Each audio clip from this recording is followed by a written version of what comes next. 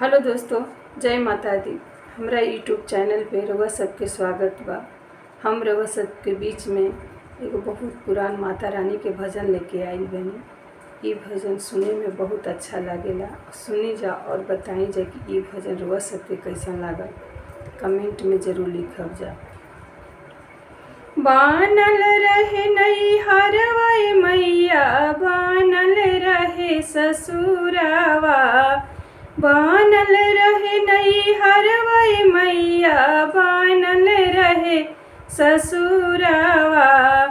ऐसन बरवा दिहाए मैया, साजल रहे सेनुरवा।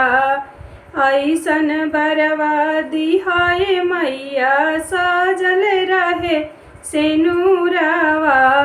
नैहर में दीहा भाई से भतीजवा, ससुरा में लहुरा देवारवा।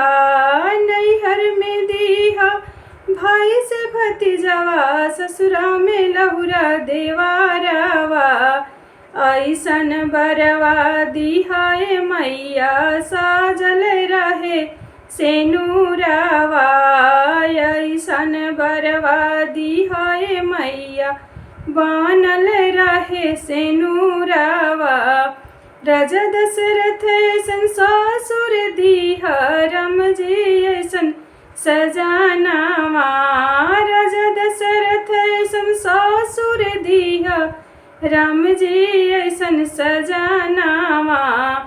ऐसन बरवा दिहाए मैया, साजल रहे सेनुरवा।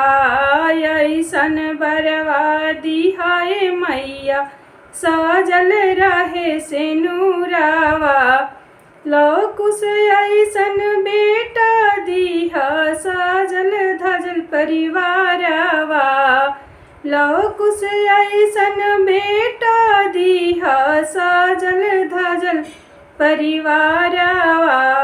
ऐसन बरवा दिहाए मैया, साजल रहे सेंदूरवा।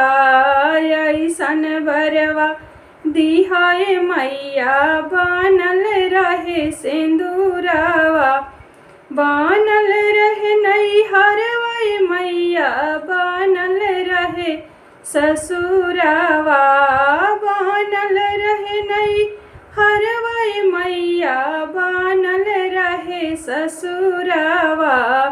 ऐसन बरवा दिहाए मैया, साजल रहे सेंदूरवा।